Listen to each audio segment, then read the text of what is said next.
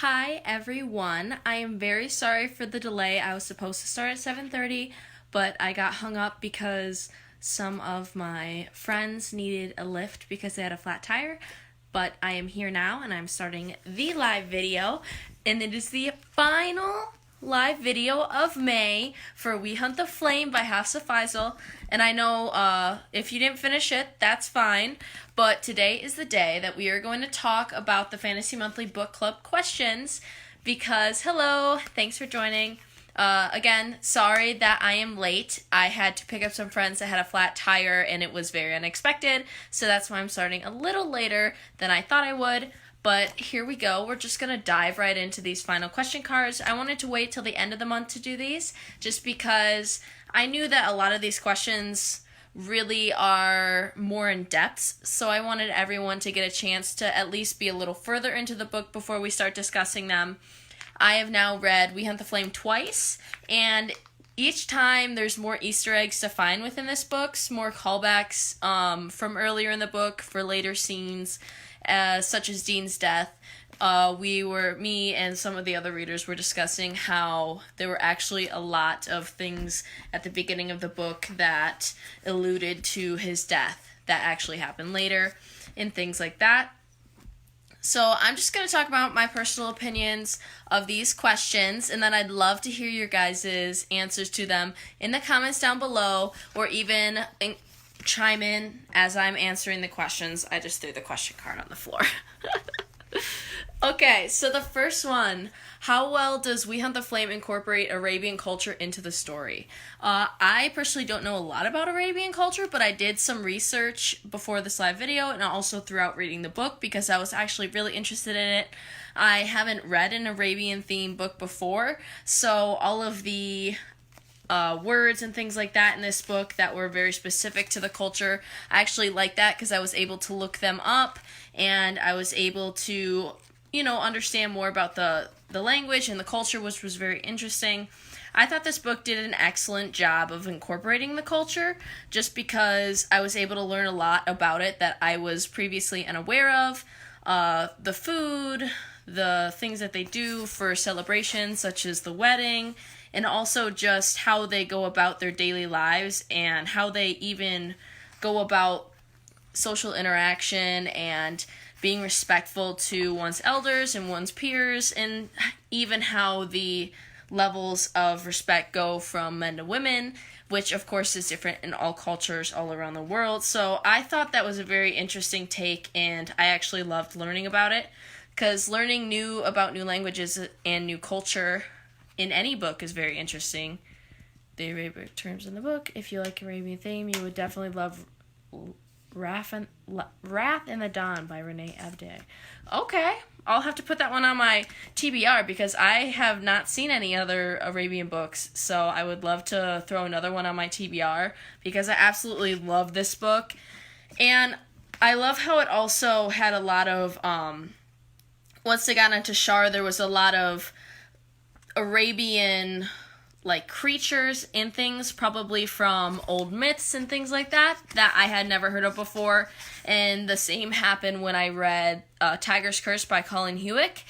That was there was a lot of Indian mythology that I was not previously aware of, and they talked about those myths a lot within the book, which I found very interesting, and this had a lot of the same elements.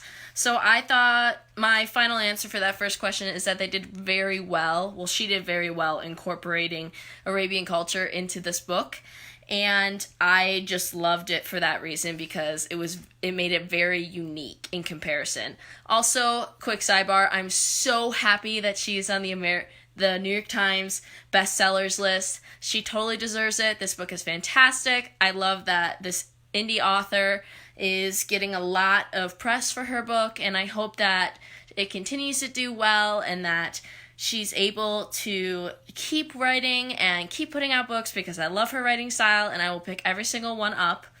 And I don't know if you guys saw my story on Instagram, but recently I saw a follower of mine had posted that she got a tattoo for We Hunt the Flame, and I had tagged it in my story and tagged Tassa Faisal, and she told me she was in awe of that, and it really made me think about how I'm personally a writer. I don't have anything.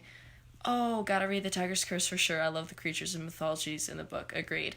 Yes, Tiger's Curse. I love that series. Lots of good mythology in that. Plus, really awesome, like, love triangle kind of thing. Not too cheesy, but it's really great if you like a little bit of romance with your mythology and fantasy.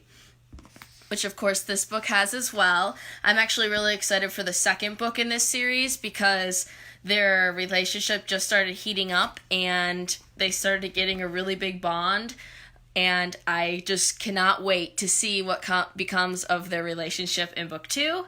And I know that's a long ways off, but nevertheless, I'm excited for it. And now we'll go to the second question, which is, did you pick out any themes throughout the book? Probably just loyalty, probably, in this book, just because she was doing this all for her people and for her friends and family and loved ones, and even just acceptance as well, I think, is something that's a theme in this book, because towards the end of the book, they found that she found out, or really just realized within herself, that she was doing it to be accepted and to be loved by her peers and family, not just out of the goodness of her heart, but it was probably a little bit of both, obviously, but she was craving the love and acceptance from those around her, and that's the whole reason that she started doing it, and that's also why Nasir was doing it as well. He was trying to gain acceptance and love from his father, who had been taken over by the lion. So I actually was really happy about that really it was just the lion that was controlling his father, and he really wasn't such a horrible person in real life, and that he was actually a good father to him in his childhood. And also, sidebar, the plot twist at the end of the book, how the witch was his mother and how Altair is his brother? Like, I was freaking out. And then at the end, how Altair's father is the lion? That blew my mind. Like, I had to read it 3 times because I was like, that is the greatest plot twist I've ever read. It was so good. But yeah, so I would say trust, acceptance, doing things for the people that you love, and having the courage to do it despite having fear about it. Because those are some good themes that Altair crazy, yes! I love him. At the beginning of the book, I thought he was arrogant and rude, but then I, really started to love his humor and the little jokes he made, as I mentioned before, when they were fighting Saphir and Nasir, Zafaria and Nasir, or Zafira? I think it's Saphira and Nasir. And then he said, any closer and we'd have to look away. I just thought that was so funny and I will never forget it. And I also, another quick sidebar, I loved how I had all those quotes on the print and on the bookmarks, and then every time I would catch up to them in the book and be able to see them, I either dog-eared that page or I highlighted that page, because I thought that was really cool that I had the bookmarks and the quote print, and you're just able to make those connections with the Fantasy Monthly materials. So that was really cool. And, okay, so we'll go on to question number 3, which is, how believable did you find the narrator to be? Did you feel you got the true story? At first, I thought that the story was very slow, but there was a lot of character building going on, which ultimately really worked in her favor towards the end of the book, because I thought since the characters were so well developed in the beginning, it was very easy to relate to them towards the end of the book and really get a feel for what you think there is going through their head, even if it's not their perspective that's talking. So I think the narrator was very believable, and it was very believable that she had never realized that the true reason she was doing all these things was to gain love and acceptance from her peers and her loved ones and her friends. So that's very relatable to me, and I I thought it was very believable that she was able to be raised to be a hunter and that her magical power was to be a compass, and that she just had all these feelings about that she wasn't sure that she was worthy and all this stuff. And that's a very relatable feeling, to not feel that you're good enough to do a task, or to not feel that you're strong enough or have enough willpower. So I think that's a very relatable trait, and it made her character really believable. And also the slow way that she started to fall in love, or even just like Nasir, in that very slow, steady way throughout the book, it was very believable to me as well, because usually in young adult books, which is one of the falls for me, was YA is like all love all the time right away. Like, first 30 pages in the book, they're in love, and that's that. But we all know that that's not real life. So I really like how this book, it's a slow burn, and I know that a lot of people that read YA want that hot, fast romance, and this book is much more of like a back burner romance, where it's in the background and it's mentioned and she has feelings for him, but they don't have any declarations of love or even telling each other they like each other. There's just a few kisses, and that's fine with me, and I can't wait. It actually makes me more excited to read the second book to see where the relationship goes. I agree the character building really helped build that understanding, made the story more emotional and relatable. Yes, of course. I 100% agree with that. And it really helped you connect to all the characters instead of just the main character. And you were really able to see the personalities and the aspirations of everyone involved in the book rather than just the main character. So that was really interesting to me as well. Do you feel like you got the true story? Yeah, I think we got the true story. It left me hanging, but that's fine because cliffhangers are the best. They make you come back again and again to her series, so that's a really great thing. I love cliffhangers. But towards the end, I felt like I needed I might read the end again, just because I felt like I needed a little bit more to close out the true story, to understand why all of these things were happening so suddenly, why they had lost a heart or lost parts of what they needed to destroy magic or release magic. And I thought that magic would be released at the end of the book, but it wasn't. And I guess to me that kind of makes sense, just because it needs to build into the next book. So that makes sense to me, of course, but still, the true story, I got most of it, but at the end I felt like it was a little bit lacking, just because I really wanted it to be very clear what the next book would be about, and it left it super open-ended, which isn't a bad thing, but just my personal preference of I wish I would have gotten a little bit more information. Now the fourth and final question is, how did the structure of the book, characters, and pace affect the story? So first of all, we'll start with the structure of the book, which at the beginning was a lot of world building and character development, which is fine, but it was just a little slow. And I've heard that from almost everyone that read this book, that the beginning of it was very slow for them, but a lot of book lovers, they stick with it, and they're glad they did, because this book gets so good. And it has 3 sections, and I actually really enjoyed how each section really started to talk about a new perspective or just a new part of the journey for all of the characters involved. And I thought that was very interesting to go from one section to the next and really understand the development of the plot and the story. And then the structure of the characters. So Saphira, I think. I keep saying it wrong. But Saphira, she had a really great structure. From the beginning to the end, you knew exactly what her intentions were. And of course, her emotions went up and down. She strayed a little bit about feeling like she was worthy of doing the task and how she had led them astray. But eventually she came back to herself and stayed true to who she was and to what her message is of wanting to gain love and acceptance from her peers. Saphira, yes. I'm so sorry. But yeah, I thought that she was a really great character because she's a reliable character, which you can't say that for every book in existence. I love that this main character stays true to herself and her beliefs and what she wants to accomplish, and she doesn't let anyone in the book change her mind about that, which is really great. So I really enjoyed that, and I love the character development of Nasir just because he is fantastic.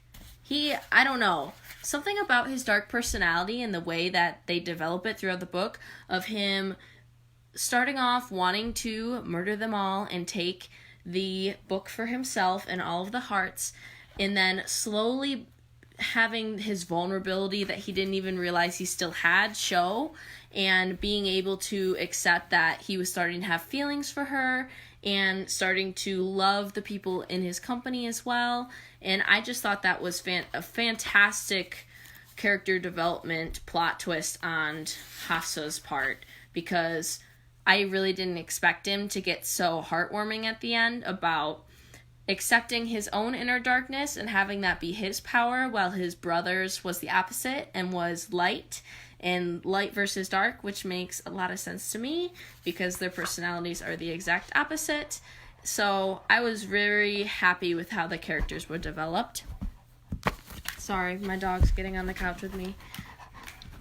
There he is. Hello, Walter. And also, I thought the pace of the story was really great. At the beginning, of course, as I said, it was just a little bit slow, but other than that, I found it to be enrapturing. Once I got past chapter 30, I was just totally in it for the long haul, and I loved it so much. If you want me obedient, kill me and drag my corpse. I feel really made me fall in love with Saphir's character, and I love that. Between the light and dark too. Yes. I also loved that quote. I thought it was very influential about how she felt about the nobility and how she wasn't willing to bow and totally understand his character and totally go with the plan of being a servant to the king. So I thought that was very interesting about how she was there for one reason, and just because he was the prince, it didn't change anything about what she wanted and how she was going to do it. So I thought that was very interesting. So overall, I would probably rate this book 4.5 stars instead of 5, just because of the late start for me, that it took a while for me to get into the book, which is fine because once I did, I couldn't put it down. So I'm glad that I stuck with it and continued. It was very good, and I loved the Arabian culture, just because I've never read a book so interestingly different than others I've had on my bookshelf before, and I really loved the character development in this book, and even the plot development in this book was fantastic. So my final review for this was 4.5 out of 5 stars, and I hope that all of you loved it as well. And that concludes our final discussion about We Hunt the Flame by Hafsa Faizal. And again, I'm very happy for her that she got on the New York Times bestsellers list. And I hope that you guys really enjoyed the book. And if you're jumping into it now, or you're just starting to develop it and finish it off by the end of the month before Sorcery of Thorns comes to your inbox soon, I really hope that everyone here really liked it as well, and let me know your answer to all of the book club question cards below, and you will be entered to win a prize. And I'm thinking of giving away a bath bomb, so that will be coming in the mail for whoever wins the prize. And thank you guys so much for participating this month, and I'm really hoping all of you guys enjoyed discussing the book and enjoyed seeing my own development of reading it, and also really making you think about it on your own, because I know all of us read, but not all of us really think about the plot and the characters and how we feel about it all. So I think having this discussion, or even watching the discussions and not even leaving comments, but just making yourself think about the plot and the development, and just understanding what you really liked about the book and what you thought could be improved. And that really does help the author if you leave comments or any type of posts online about it, and if they're able to see that and get constructive feedback for the next book, it'll make it an even better read. So thanks again for everyone that stopped by, and I hope you guys have a great night.